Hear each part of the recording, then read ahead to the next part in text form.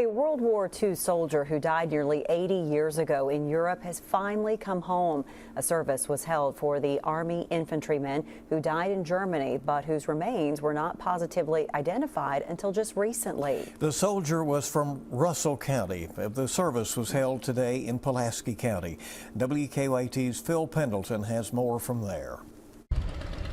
It's a service at a national cemetery that took almost 80 years to happen. This was her last request, is to find out what I knew about, what the Army could tell me about Henry.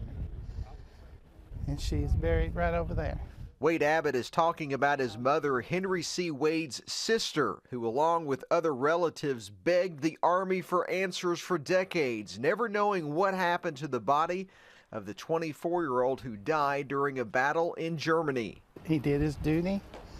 He gave the ultimate sacrifice, and we're very proud of him.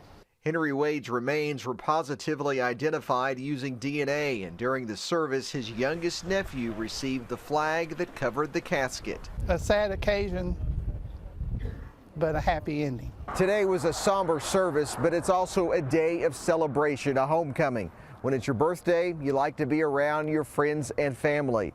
Today, not only the day of his burial, but also the date that 104 years ago, Henry C. Wade was born.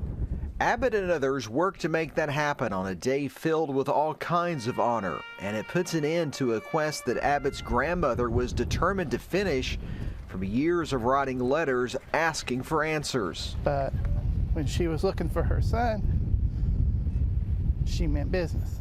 And ending today as a Kentuckian is finally home. In Pulaski County, Phil Pendleton, WKYT.